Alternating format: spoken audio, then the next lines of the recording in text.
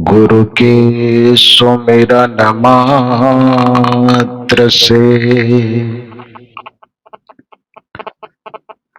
नासत विघ्न अनंत। ताते सर्वारंभ में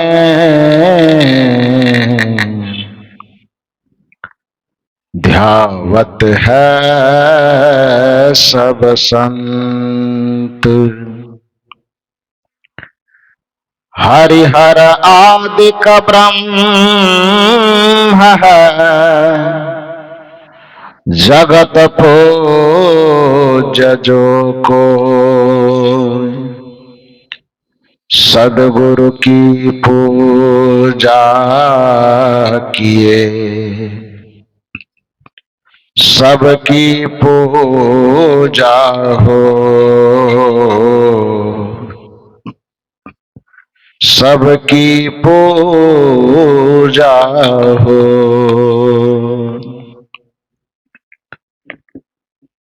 मेरे व्यवहारिक एवं पारमार्थिक जीवन के प्रबल प्रेरणा स्रोत परमाराध्य परम पूज्य सद्गुरुदेव जी छत्तीसगढ़ के पावन धरा पर स्थित धमतरी जिला के अंतर्गत ग्राम जोरा तराई में सद्गुरु कबीर देव की विवेक धारा से अनुप्राणित त्रिदिवसीय सत्संग समारोह के दूसरे दिन के प्रथम सत्र में मंच पर विराजमान जिनके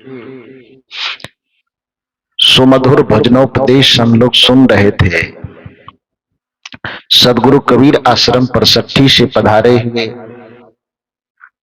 परम पूज्य संत श्री हरेंद्र साहब जी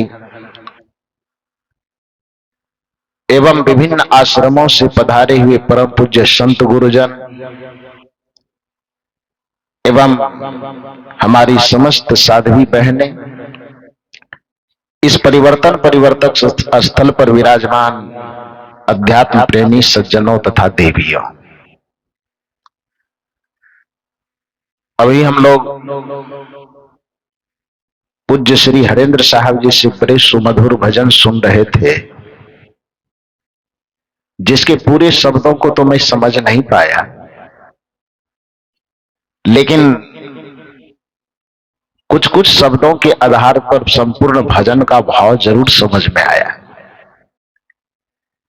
जिसका सारांश मैं कह सकता हूं कि भजन का भाव यह था कि इस जिंदगी का कोई ठिकाना नहीं है, इसलिए जब तक आपके पास अवसर है तब तक कुछ धर्म और कर्म कर लीजिए, उसी धर्म और कर्म की कमाई आपके साथ जाएगी। भाव यही था ना? तब तो मैं ठीक ठाक समझाऊं। इस दुनिया में हर चीज की गारंटी दी जा सकती है, लेकिन जिंदगी की कोई गारंटी नहीं दी जा सकती। सद्गुरु कबीर साहब ने इसी से संदर्भित एक साखी हम लोगों के बीच कहने की कृपा किए है कि सुमिरन कर ले राम का, काल गहे कर केस, क्या जाने कित मारी हो, क्या घर क्या परदेश। साहब कहते हैं कि जब तक तुम्हारे पास जीवन है, राम तत्व का सुमिरन कर ले। सुमिरन शब्द स्मरण शब्द से बना हुआ है। सुमिरन में ही सारा जीवन खप जाए ऐसा भी नहीं है। सद्गुरु कबीर साहब जीवन के मर्म को अच्छी तरह से जानते थे, साथ साथ यह भी जानते थे कि हमारा और आपका जीवन मूलतः दो चीजों का समन्वय है, दो सत्ताओं का समन्वय है, एक जड़ सत्ता और दूसरा चेतन सत्ता। उस जड़ और चेतन की सत्ता को प्रकारांतर से विभिन्न शास्त्रों में अलग अलग नाम दिया गया है। गीता में उसी सत्ता को क्षेत्र और क्षेत्रज्ञ की सत्ता कहा गया है। जड़ और चेतन वैशेषिक दर्शन में कहा गया है। सांख्य दर्शन में उसी को प्रकृति और पुरुष कहा गया है। कबीर साहब की भाषा में उसी को काया और हंस की सत्ता कहा गया है। तो ये जड़ चेतनात्मक संयोग जो हमारा जीवन है, जब तक इन दोनों का संयोग रहता है तब तक जीवन है। जिस दिन इसका वियोग हो जाता है वह मृत्यु की अवस्था में परिणत हो जाती है। लेकिन जन्म और मृत्यु के बीच का जो समय है, चाहे वह समय 50 साल का हो, 100 साल का हो या उससे भी ज्यादा हो, उससे मतलब नहीं है। जन्म और मृत्यु के बीच का जो समय है, जिसको हम लोग प्रकारांतर से जिंदगी कहते हैं, जीवन कहते हैं, वही हमारे आपके लिए अवसर है। कुछ लोग उस जीवन के क्षण को अनंत मान करके निश्चिंत हो जाता है और उसे ऐसे लगता है कि सब कुछ संसार में होगा, मरता है, हम मरेंगे नहीं, दूसरा कोई मरेगा। ये संसार दूसरे के लिए छूटेगा, हमसे नहीं छूटेगा।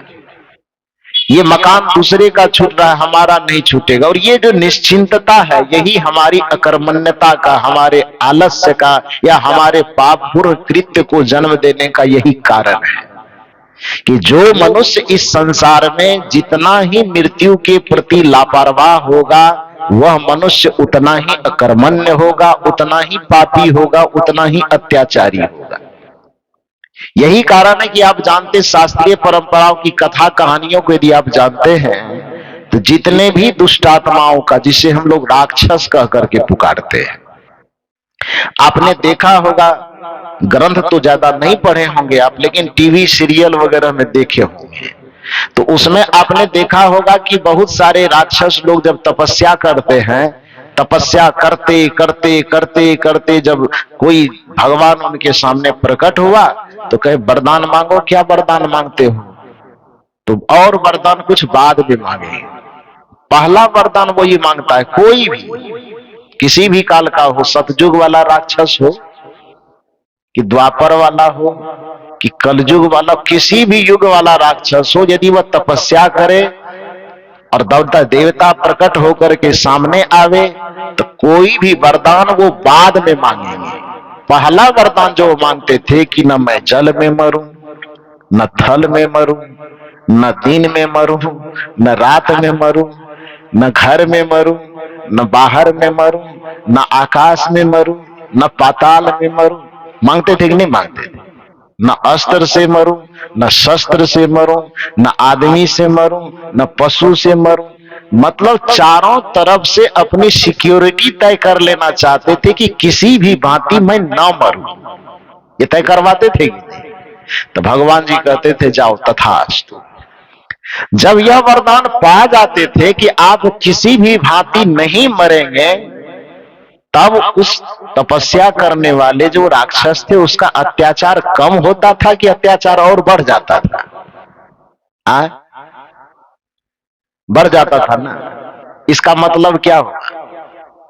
इसका मतलब यह हुआ कि जो व्यक्ति मृत्यु से जितना निश्चिंत होगा, जो व्यक्ति अपने आप को मृत्यु से पार पाएगा, वह आदमी धार्मिक कम होगा, वह आदमी अत्याचारी ज्यादा हो जाएगा। उसको लगेगा कि संसार का असली विजेता में, यहां तक कि दूसरे को सताने की बात तो छोड़िए, जो वरदान देता था उसके ही सताना शुरू कर देते। अब ये भस्मासुर का नाम तो सुने होंगे, सुने हैं ना? शंकर जी की तपस्या कर रहे हैं और शंकर जी सामने आते हैं तो वरदान में ले लेते हैं। पहले तो नहीं मरूं ये वाला पूरा सिक्योर कर लेते हैं, उसके बाद दूसरा वरदान मांगते हैं जिसके माथे पे मैं हाथ रखूं वो जल करके क्या हो जाए? भस्म हो जाए। जब ये पहला वरदान में तो है कि मैं मरूं नहीं किसी से, अब दूसरा वरदान में है कि जिसके माथे पे हाथ रखूं वो जल करके भस्म हो जाए। जब ये वरदान भी मिल गया तब मन में आया कि ये आदमी जिंदा रहेगा तो दूसरे को भी ये वरदान दे देगा तो बड़ा मुश्किल हो जाएगा। ये वरदान खाली हम ही को मिला है, तो ये वरदान केवल मुझ तक ही सीमित रहे, इसलिए पहले देवता को ही खत्म करते हैं। और उनके माथे पर हाथ रखने के लिए दौड़े। वो तो शंकर जी थोड़े बहुत टैलेंटेड आदमी थे, होशियार, जो अपनी होशियारी से अपने वरदान से बच पाए। नहीं तो उनका ही दिया हुआ वरदान उसको जला करके खाक कर देता। करता कि नहीं करता? तो ये जो किसी के भी मन में अत्याचार की सीमा पार कर जाती है, क्रूरता की सीमा पार कर जाती, कब? जब उसके मन में यह बैठ जाता है कि अब हम किसी भी तरह से मरने वाले नहीं हैं। यह सत्संग सदगुरु कबीर, भगवान बुद्ध, दुनिया के जितने भी आध्यात्मिक चेतना संपन्न महापुरुष वे सबकी पहली चेष्टा यह रही कि आपको यह एहसास करवाया जाए कि आप अमर होकर के नहीं आए हो, आपका मरना तय है। इसलिए संसार में अनाचार मत करो, बेईमानी मत करो, शैतानी मत करो, किसी का शोषण दमन मत करो, उत्पीड़न मत करो, क्योंकि कुछ भी करके जमा करोगे तुम्हारा रहेगा कहां? आया है सो जाएगा, राजा रंक फकीर, एक सिंहासन चढ़े चले, एक बंधे जंजीर। ये बोध करवाना संत का उद्देश्य है। यह बोध करवाना कि आप कितना भी अनाचार, कदाचार, दुराचार करके संसार को जमा करने की कोशिश करो, अंततः वह छूटेगा। कबीर साहब की भाषा में, यह तन कांचा कुंभ है, लिए फिरे थे साथ। साहब की शब्दावली देखिए, टपका लागा, टपका मन एक बार जरा सा ठोकर लगा। यह तन कांचा कुंभ है, पूरा जीवन ही कच्चे घड़े के समान है, लिए फिरे थे साथ, टपका लागा फुट गया, कछु नहीं आया हाथ।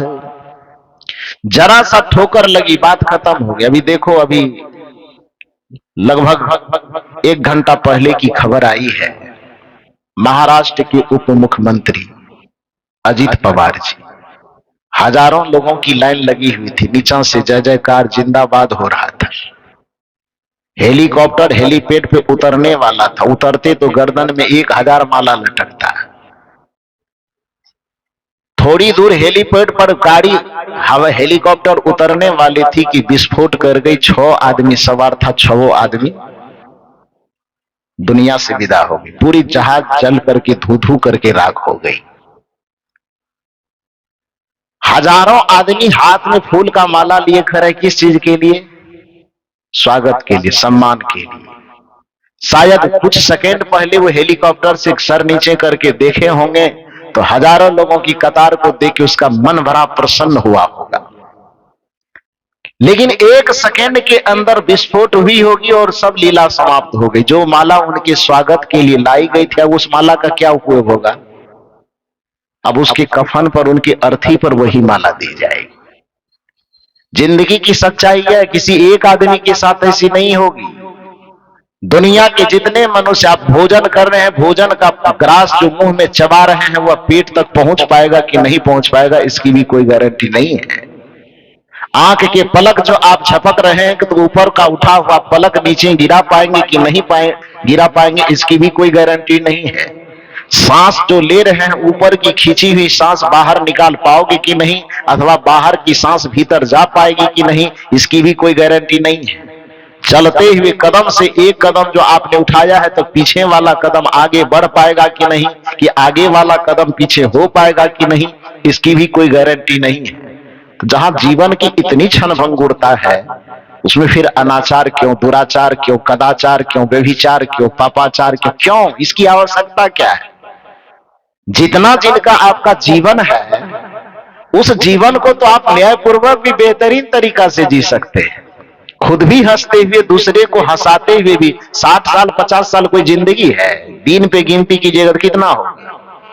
मैं तो कहा करता हूं कि एक मनुष्य यदि जन्म से लेकर के अपने जीवन को 100 वर्ष तक गिनती कर ले, हालांकि 100 वर्ष तक जीता नहीं है कोई, 60-70 औसतन आयु माना गया है। बहुत से बहुत 80-85 तक बढ़िया से लोग जी पाता है। मान लो कि 100 वर्ष ही जिए, फिर भी कितना जीवन है आपके हमारे पास?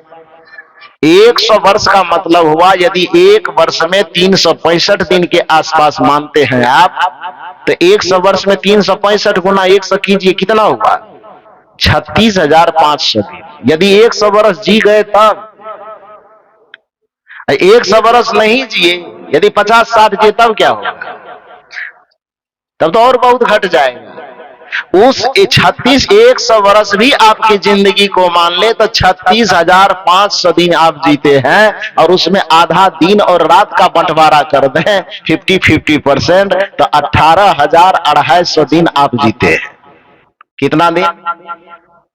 36,500 को बंटवारा करेंगे ना, क्योंकि 24 घंटा का दिन रात होता है ना, तो आधा रात को कबीर साहब कहे, रात गवाया सोए के दिवस गवाया खाए, हीरा जन्म यमोल था, कौड़ी बदले जाए। रात और दिन मिलाकर के ना 24 घंटा होता है। यदि आपके पूरे जीवन को 100 वर्ष मानने पर 36,500 दिन यदि आप जीते हैं, और उसको आधा 50% छांट दीजिए रात्रि में, जो आपका सोने में चला जाता है, तो आपके पास समय कितना है? 100 वर्ष यदि जीते हैं तो मात्र आपके पास जो कर्म करने का समय है वह मात्र 18,250 दिन का समय है। इतने दिन में जीने के लिए किसी का गला काटना जरूरी है? इतना दिन जीने के लिए दारू पीना जरूरी है? इतना दिन जीने के लिए मुर्गा मछली का गला काटना जरूरी है? आपके शरीर में उतना पावर नहीं है। मां के दूध में ही इतना पावर आप लेकर के आए हैं कि अलग से मुर्गी का घुट्टी चबाने की जरूरत नहीं है। मां के दूध के साथ ही आपने शरीर में इतनी शक्ति अर्जित कर ली है। बाकी के फल फूल मेवा मिष्ठान आप खाते हैं कि किसी प्राणी को सताने की, किसी प्राणी के गले काटने की, किसी प्राणी के दर्द और तरफ के साथ आपको अपना जीवन गुजारने की कोई आवश्यकता नहीं है। इसलिए जो व्यक्ति मृत्यु को सबसे कम से कम समझना शुरू कर देगा, इस भाव को समझना शुरू कर देगा कि जो हमारे पास जीवन है उस जीवन का कोई ठिकाना नहीं, इस बात का एहसास जिस दिन आपके मन मस्तिष्क में बैठ गया, उसी दिन आपसे पापाचार, दुराचार, अनाचार होना अनायास ही बंद हो जाएगा। धर्म की शुरुआत उसी जगह से होती है जिस जगह पर आपको मृत्यु का बोध होता है। इसलिए कहा जाता है, हमारे संत गुरुजन कहानी कहा करते हैं। वो कहानी सच हो झूठ हो मुझे नहीं पता, लेकिन उस कहानी का संदेश बहुत अच्छा है। वो कहानी क्या है? सदगुरु कबीर साहब के संबंध में कही जाती है कि एक राजा थे जो मुगल शासक थे। कबीर साहब के जमाने में तो मुगल का शासन था। तो उस समय में देखा कि भाई साधु संत महात्मा फकीर बहुत ज्यादा होता है। गुप्तचरों के द्वारा सूचना दी गई होगी कि महात्मा लोग बैठे बैठे खाते हैं, लोगों को भड़काते रहते हैं, धर्म सत्संग में लगाते रहता है। कोई सेना में नहीं आना चाहता, कोई हिंसा नहीं करना चाहता, कोई तलवार नहीं उठाना चाहता। महात्मा लोगों की बातों को सुन सुन करके तो राजा के पास अपनी आंख तो कम होती है, कान ज्यादा होता है। क्योंकि कोई देखेगा तो एक सीमा तक ही देख सकता है, लेकिन सुनने के लिए तो दूर की बात भी लोग सुन सकता है। अभी मैं बताया कि महाराष्ट्र में फलाना घटना घट गई, मैं आंख से तो देखा नहीं लेकिन कान से तो सुन गया। तो आंख का जो दायरा होता है वो सीमित होता है, लेकिन कान का जो दायरा होता है वो बड़ा होता है। तो राजाओं की दृष्टि सीमित होती है लेकिन उसका कान बहुत बड़ा होता है, इसलिए राजा को कान का कच्चा कहा जाता है, पदाधिकारी को। तो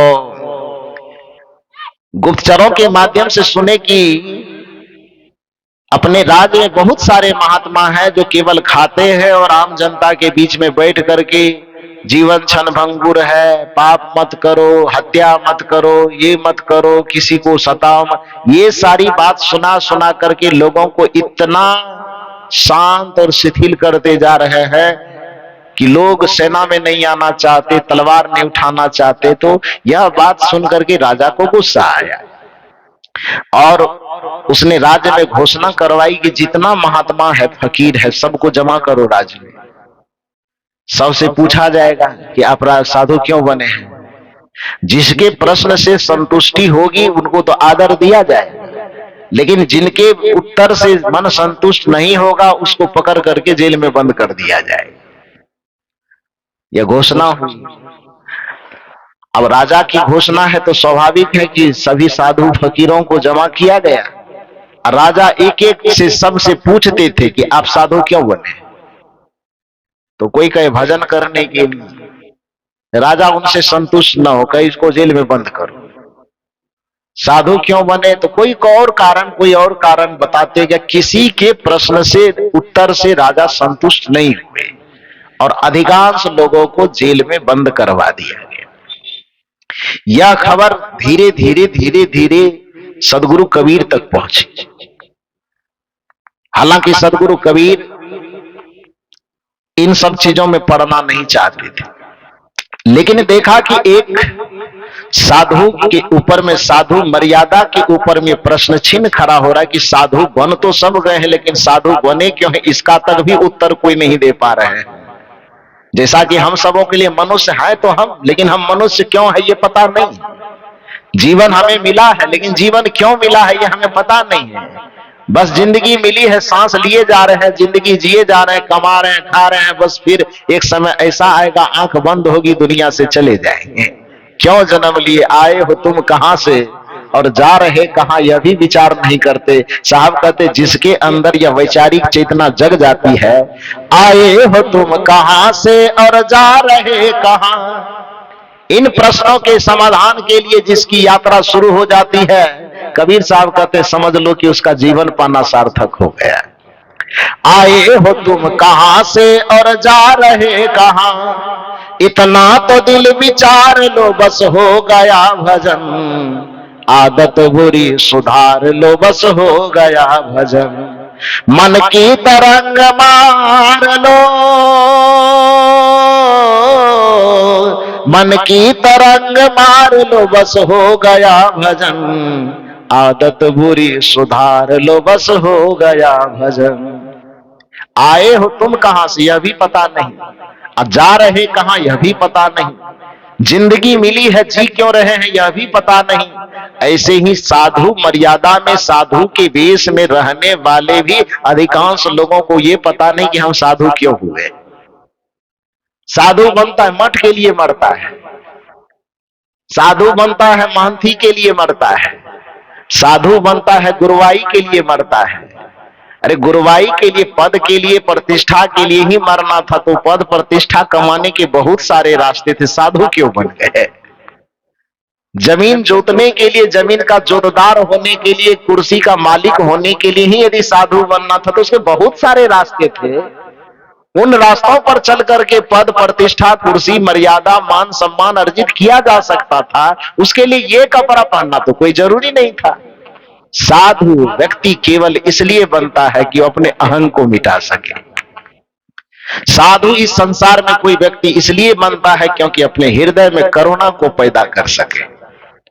साधु सिर्फ वो इसलिए बन सकता है क्योंकि अपना अहंग मिटा करके उस पर अपनों के लिए कल्याण की कामना पाल सके। यहां तक कि पूरी धरती को अपने एक परिवार को कोई व्यक्ति इसलिए छोड़ता है क्योंकि पूरे धरती को वह अपना परिवार समझ सके। एक माता पिता के आंचल को व्यक्ति इसलिए छोड़ता है क्योंकि वह धरती की तमाम माताओं के आंचल को अपनी मां का आंचल समझे। एक पिता के संरक्षण को व्यक्ति इसलिए छोड़ता है ताकि धरती के तमाम व्यक्ति को अपने पिता और अपना संरक्षक समझ करके सबके उद्धार, सबके कल्याण, सबके सेवा और सबके सम्मान की बात प्रशस्त कर सके। इसलिए कोई व्यक्ति साधु बनता है। एक लक्ष्य यह भी है, अपना कल्याण तो लक्ष्य है ही, लेकिन केवल साधु का एक पक्षीय लक्ष्य नहीं होता है, साधु का दो पक्षीय लक्ष्य होता है, जिसको संस्कृत साहित्य में कहा जाता है कि आत्म कल्याणार्थ जगत हिताय च। अपने कल्याण के साथ साथ जगत के हित की कामना जिसके हृदय में आ जाए उस व्यक्ति को साधु बनना चाहिए। अपने कल्याण के साथ साथ सुंदर सभ्य समाज के निर्माण की भावना जिसके हृदय में पनप जाए उसको साधु बनना चाहिए। लेकिन अधिकांश साधुओं की यह दुर्दशा है कि कपड़ा साधु का जरूर होता है, लेकिन उसके मन में भी वही धन, वही पद, वही प्रतिष्ठा, वही कुर्सी, वही चौकी, वही गुरवाई, वही महंती की लालसा मन में इतना घर की हुई रहती है कि उसका साधु वेश धारण करना उसके लिए और बोझ बन जाता है। सदगुरु कबीर साहब ने ऐसे ही साधु वेशधारियों के लिए कहा होगा कि साधु ऐसा, ये साधु होना चाहिए लेकिन पक्का हो के खेल। यदि मन में कच्चापना है, भीतर में विरक्ति का भाव जागृत नहीं हुआ, वैराग्य की अग्नि जली नहीं है, संसार के प्रति अभी भी चिपकाव है, वही संसार के मान प्रतिष्ठा बड़ाई में मन ललचा रहा है, तो कबीर साहब कहते हैं अभी तो कच्चा है, साधु होने के लायक परिपक्वता नहीं आई।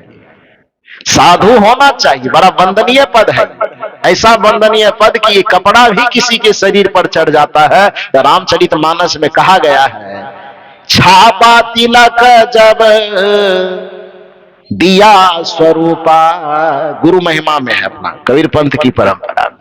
छापा तिलक जब दिया स्वरूपा, वाको बंदे राजा भूपा। बड़े बड़े भूपति भी उसकी वंदना करते हैं, इस वेश की इतनी मर्यादा है। तो कहने का ये मतलब है कि कबीर साहब कहते हैं साधु होना चाहिए, अच्छी बात है ये, लेकिन ध्यान रहे पक्का हो के खेल। यदि पक्का हो के नहीं मैदान में उतरे तब क्या होगा? तो साहब उदाहरण देते, कच्चा सरसों पेड़ की खड़ी भया ना तेल। यदि कच्चा को पेड़ना चाहोगे तो जैसे कच्चा सरसों को पेड़ने पर न खड़ी निकलती है न उससे तेल निकलता, व्यर्थ का वो बर्बाद हो जाता है।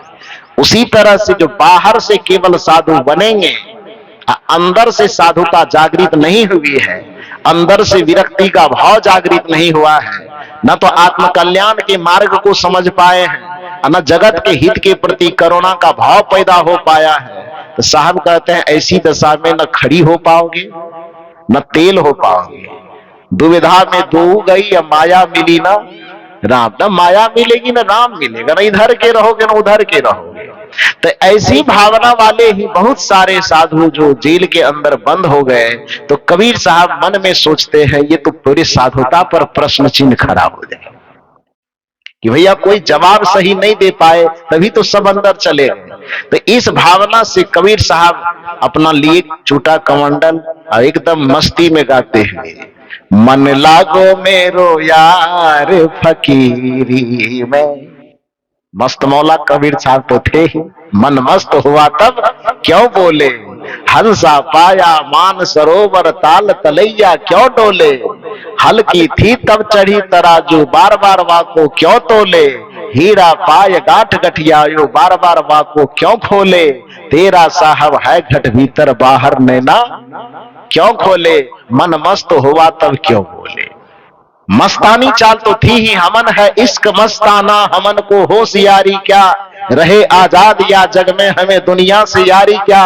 ऐसे मस्त फक्काराना अंदाज में कबीर साहब हाथ में तमोड़ा लिए गाए जा रहे हैं, मन लागो मेरो यार फकीरी में, फकीरी में, फकीरी में, फकीरी में, फकीरी में, मन लागो मेरो यार फकीरी में।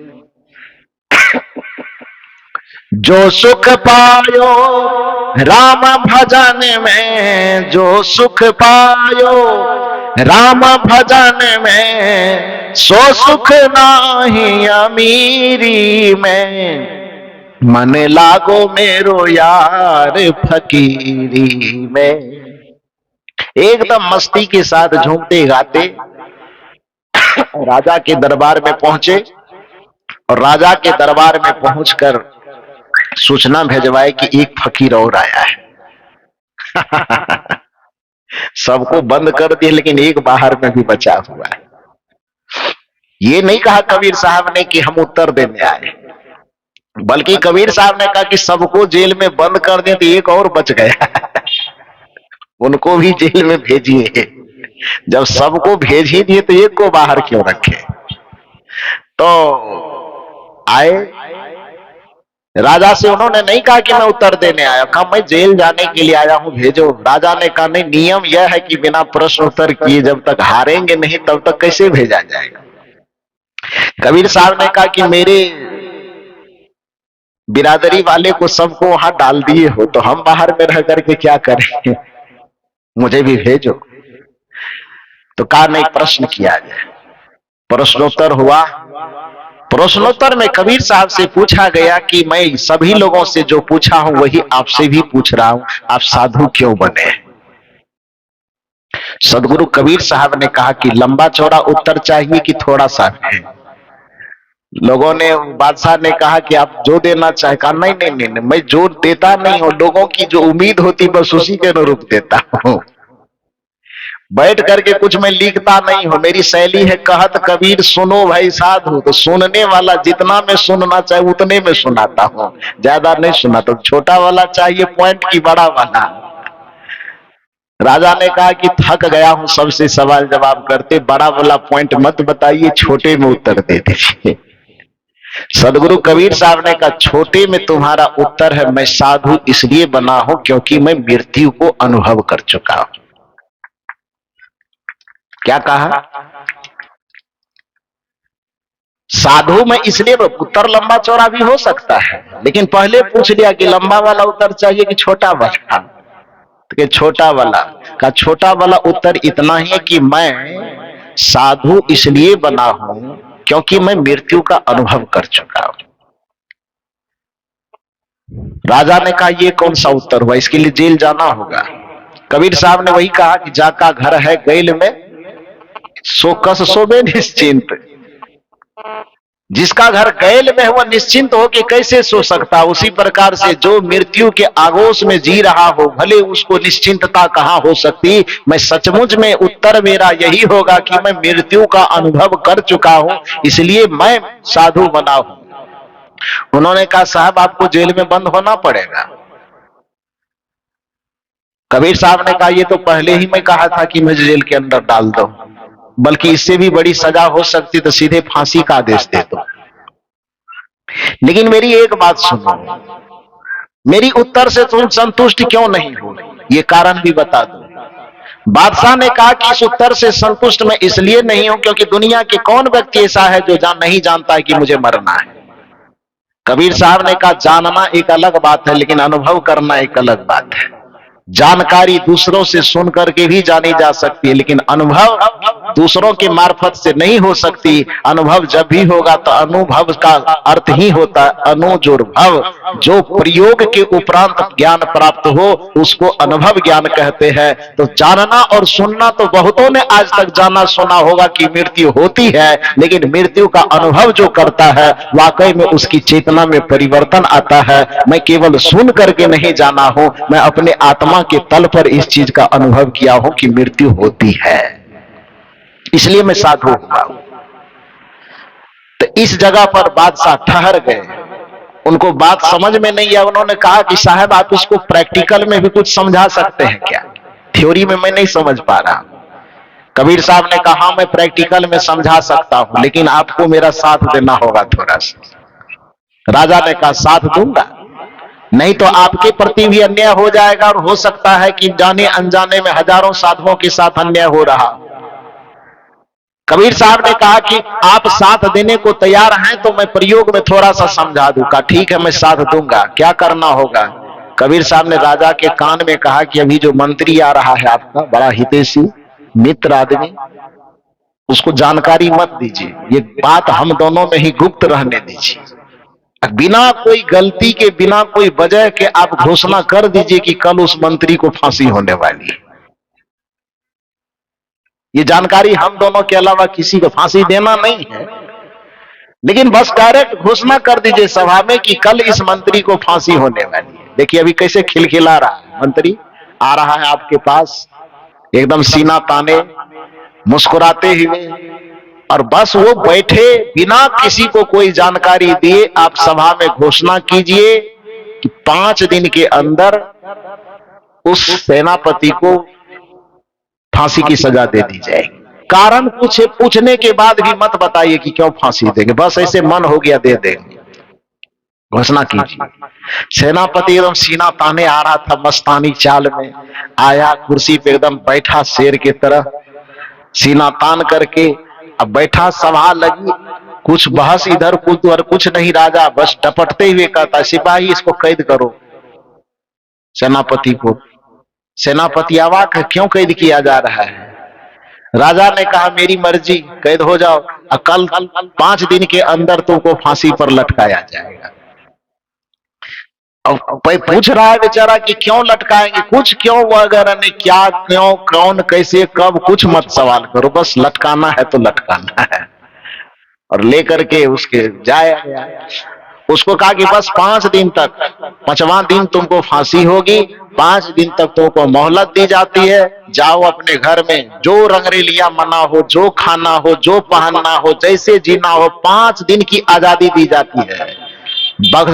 चारों तरफ में सेनापति लगी रहेंगे तीर तलवार ताने हुए, बस तुम आजादी के साथ जो चखना चाहते हो, जो देखना चाहते हो, जो खाना चाहते हो, जो भोगना चाहते हो, सारे विषय भोगों का भोग भोग लो 5 दिन के अंदर, 5वां दिन तुमको फांसी पर लटकाया जाएगा। यह कह करके 5 दिन के खातिर उसको घर भेज दिया जाता है। और जैसे ही वह घर गया, अब बताइए कि उसको खाना में क्या पसंद आएगा? बिरयानी की पनीर क्या पसंद आएगा? या आलू का गुंडा? क्या क्या पसंद आएगा खाने में उनको? बताओ आप ही लोग। 5 दिन के खातिर जैसे उनको घर भेजा गया, चाहे उसके सामने में 56 प्रकार के भोग दिए जाए तो भी उनको अच्छा लगेगा?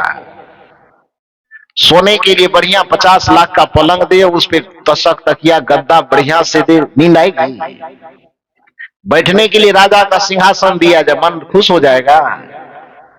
इंद्रासन का ऑफर, प्रधानमंत्री मुख्यमंत्री की तो बात छोड़ दीजिए, डायरेक्ट इंद्रासन का ऑफर मिले कि 5वां दिन के अंदर, 5 दिन के अंदर आपको इंद्रासन का इंद्र बना दिया जाए, स्वर्ग का राजा, मन प्रसन्न हो जाएगा? कोई भी बात उनके मन में तो न आकर्षण पैदा कर रहा है, न प्रसन्नता पैदा करे, न खाने में कुछ अच्छा लग रहा है, पत्नी अच्छी नहीं लग रही, बच्चे अच्छे नहीं लग रहे, घर मकान अच्छा नहीं लग रहा, किसी तरह से करवट बदलते बदलते भूखे प्यासे 5 दिन गुजर गया। 5वां दिन के सवेरे जैसे होने वाला 6ठा दिन का सवेरा, यहां से सेनापति और बहुत सारे भेजे गए। फिर उनको कैद करके राजा के सामने उपस्थित किया गया। राजा के सामने आया तो देखा कि जो सिपाही 5 दिन पहले सीना ताने शेर की तरह दहाड़ते खिलखिलाते मुस्कुराते आ रहा था, 5 आदमी के सहारे किसी तरह खड़ा हो पा रहा है।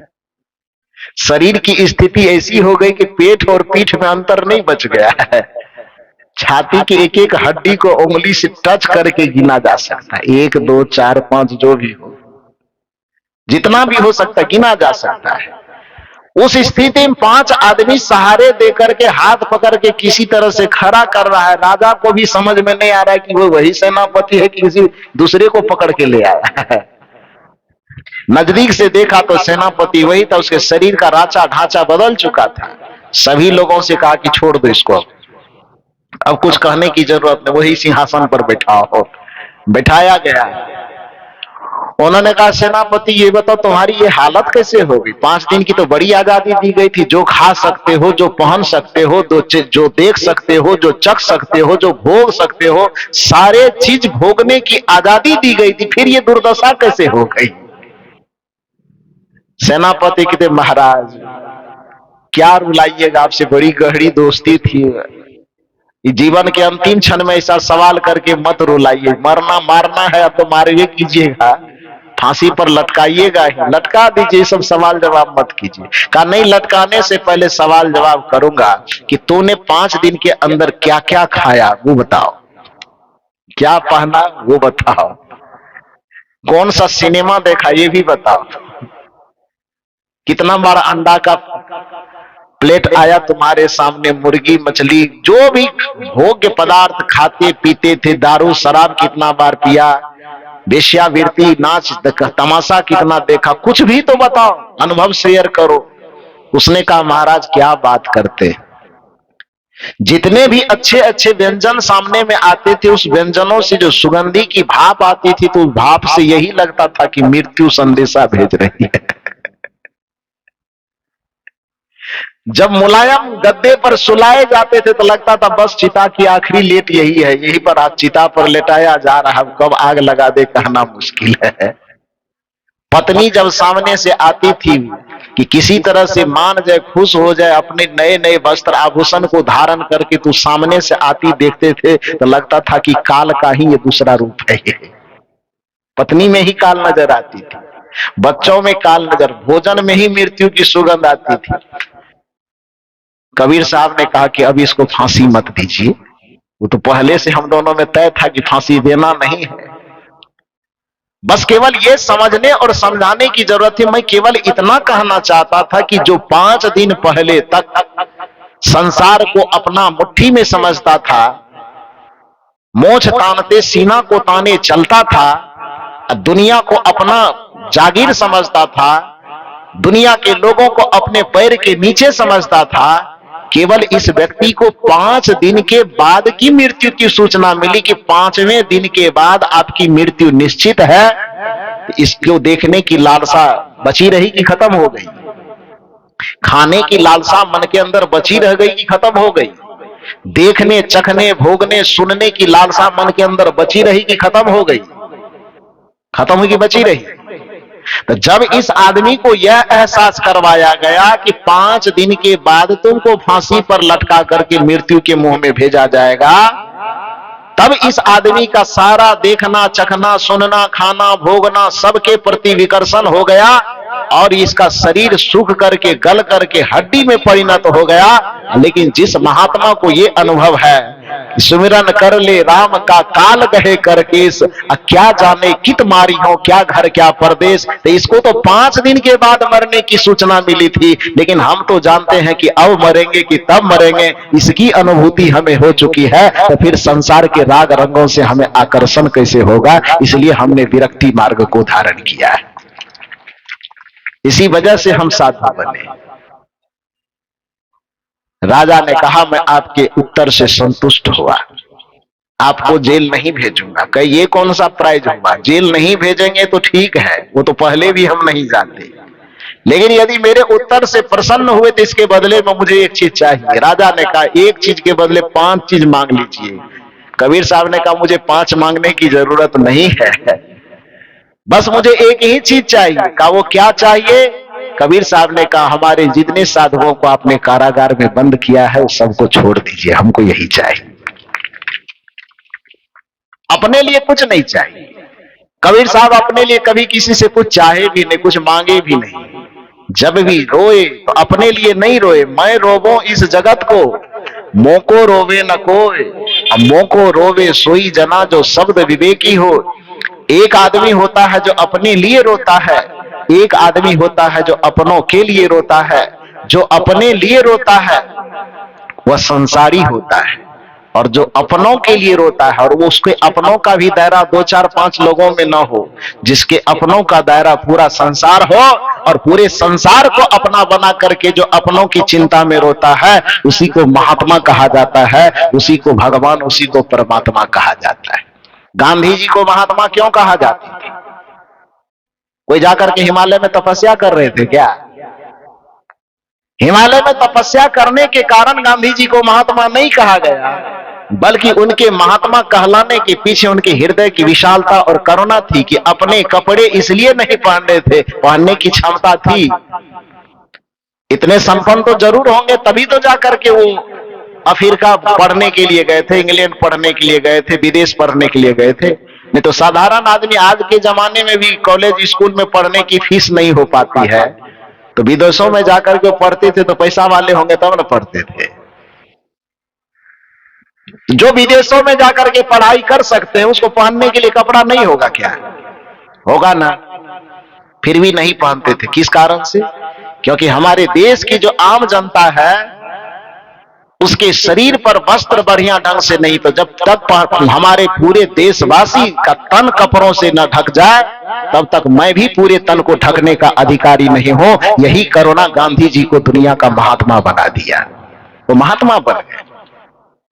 दुनिया के लोगों को बाबा कहलाने के लिए घर द्वार परिवार संसार सब छोड़ना पड़ता। अंबेडकर साहब को बाबा कहलाने के लिए क्या बदलना पड़ा? शर्ट फुल पैंट भी नहीं खोले और बढ़िया से टाई कोट पहन के चश्मा लगा के फिर भी दुनिया के बाबा बन गए। क्यों बन गए भाई?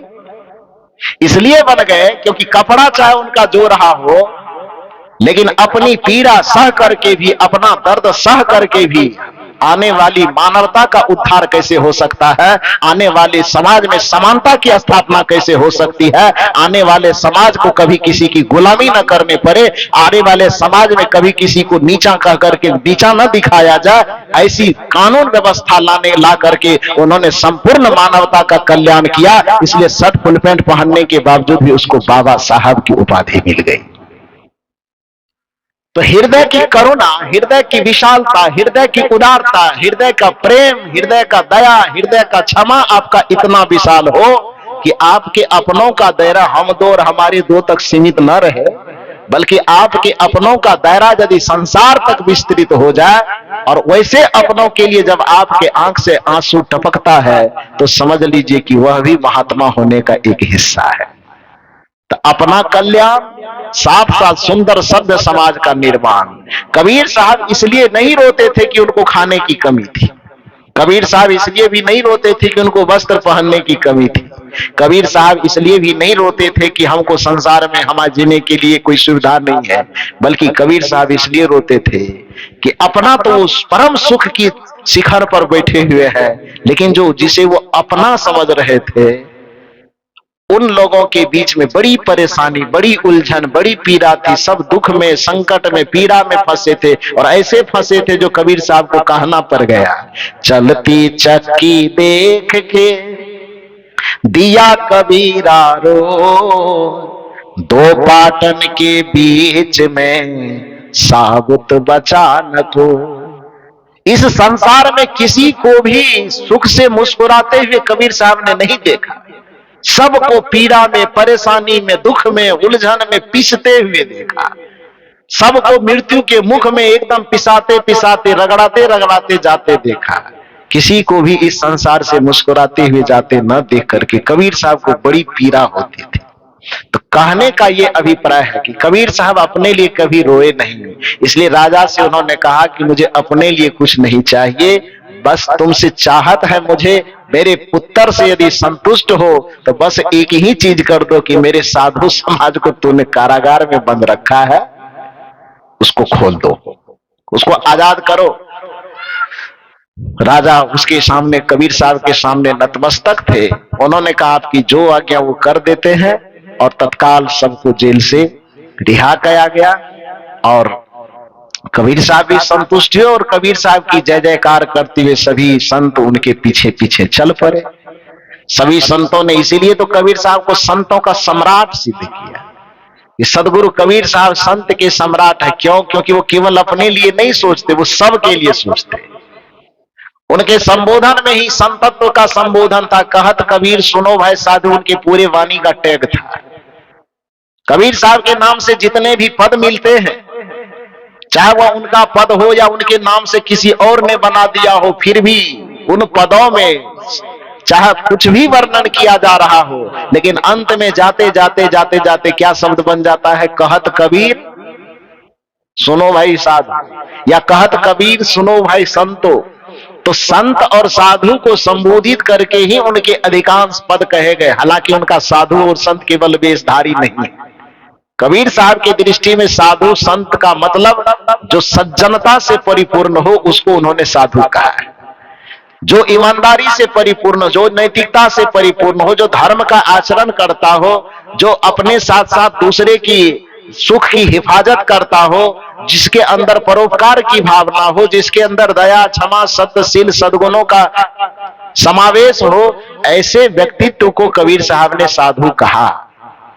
तो इस तरह से सदगुरु कबीर साहब यह कहते हैं कि जो मृत्यु की अनुभूति कर लेता है, उसका कदम अपने आप अनैतिकता के मार्ग में बढ़ने से रुक जाता है और नैतिकता के पथ में चलने लगता है। इसी संदर्भ में हमारा जो अभी यह मंच, जिस पे परम पूज्य श्री हरेंद्र साहब जी ने बड़ा सुंदर भजन गाया, पूरा भजन छत्तीसगढ़ी में था, इसलिए भजन के पूरे शब्द को तो मैं समझ नहीं पाया, लेकिन भावार्थ में समझा कि जिंदगी का कौन ठिकाना, जिंदगी का कोई ठिकाना नहीं है। इसलिए ए मेरे भाई, ए मेरे बंधु, जो भी अवसर मिला है आपको, कितना दिन का, यदि 100 वर्ष जी गए तो 18,250 दिन का, फिर रात भी मिला दीजिएगा तो 36,500 दिन का।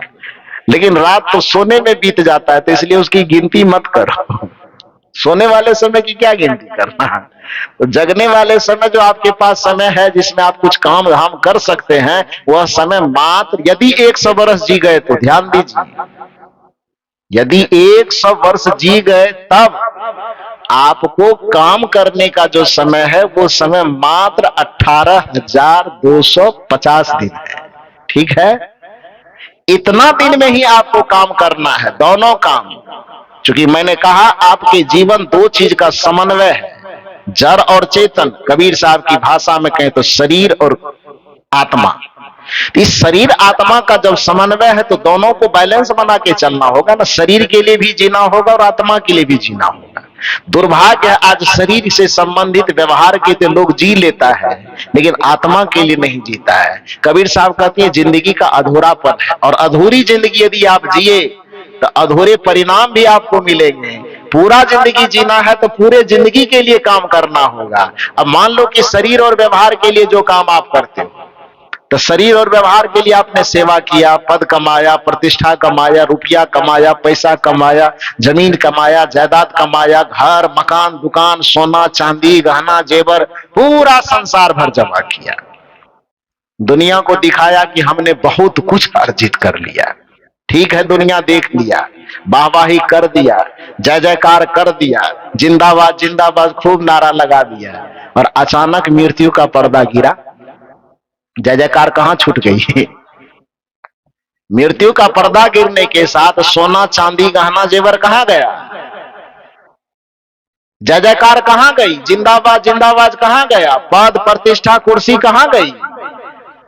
वह संसार का जोड़ा हुआ चीज संसार में ही छूट जाएगा। किसी विचारक ने बड़ा सुंदर कहा है, जहां रह रहे हो निकलना पड़ेगा।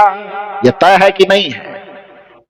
जिस जिंदगी की संपदा को आप समझ रहे हो कि ये मेरा है, वास्तविकता यह है कि मृत्यु तुमको वह बोध करवाती है कि जिंदगी तुम्हारा नहीं, जिंदगी एक किराए का घर है।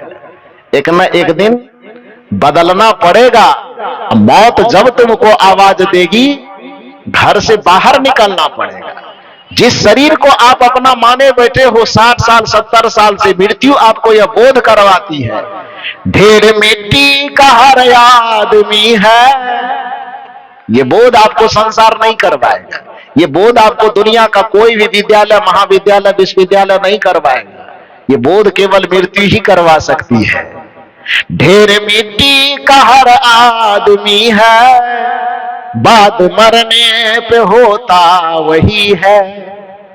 ढेर मिट्टी का हर आदमी है, बाद मरने पे होता वही है।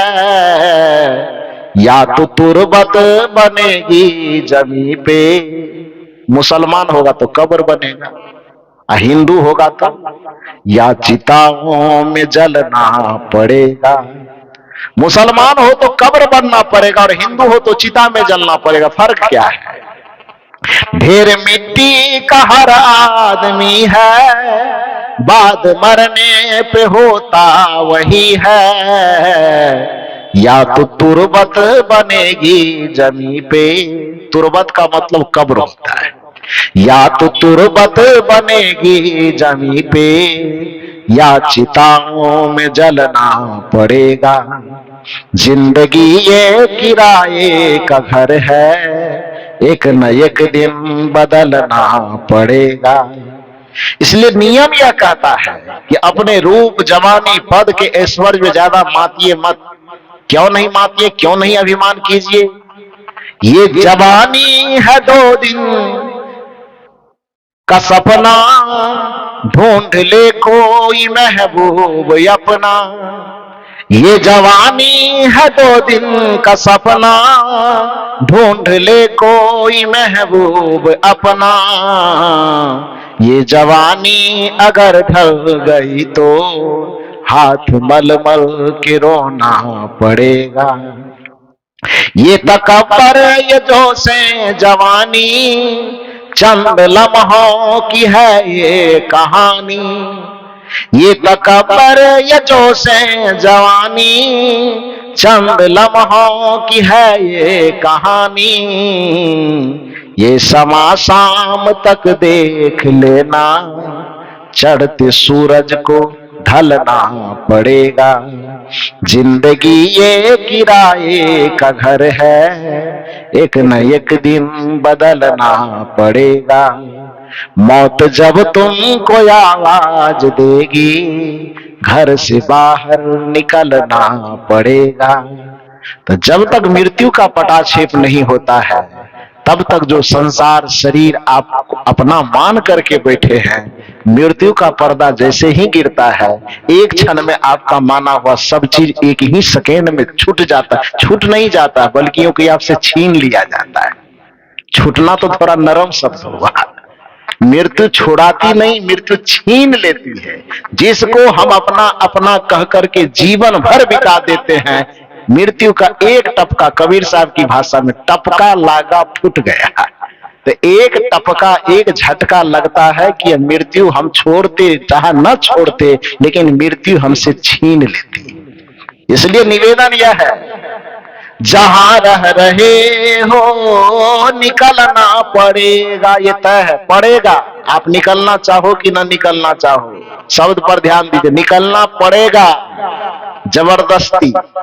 जहां रह रहे हो निकलना पड़ेगा, नहीं चाहने पर भी चलना पड़ेगा।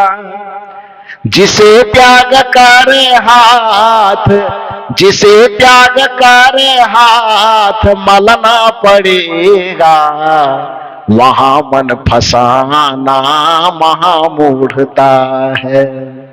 सकल संत गुरु जन जो समझा रहे हैं, क्या समझा रहे हैं हरेंद्र साहब जी? अभी क्या समझा रहे थे भजन के माध्यम से कि जिंदगी का कोई ठिकाना नहीं है।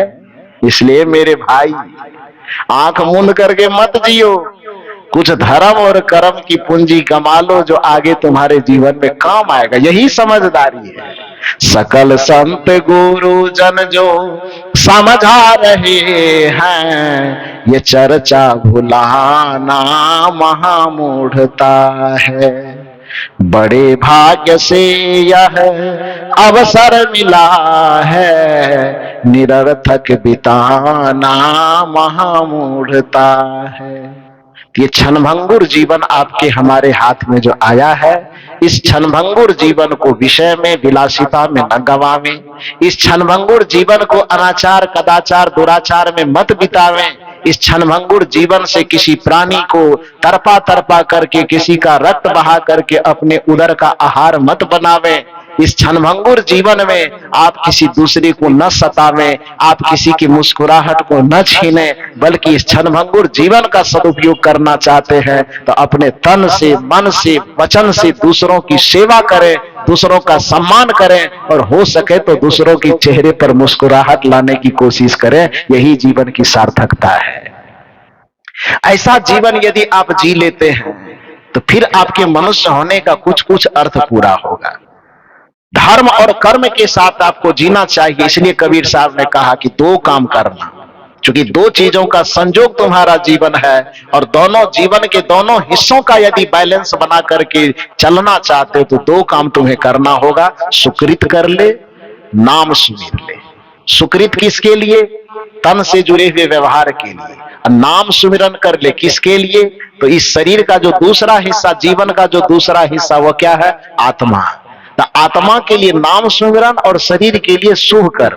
शुभ कर्म करने से आपके तन की सदुपयोगिता है, और नाम के सुमिरन चिंतन से आपके आत्मा की सार्थकता है।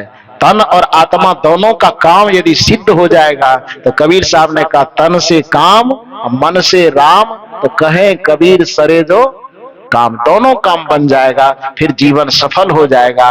फिर आपको यह सुनने की आवश्यकता नहीं पड़ेगी कि जीवन का कोनो न ठेकान। वैसे कैसा है? हाँ, जिंदगी का नहीं नहीं है गा ठिकाना। हाँ, जिंदगी रहत ले संगी। अब आपसे छत्तीसगढ़ी सीखना होगा हमको। हाँ, हाँ।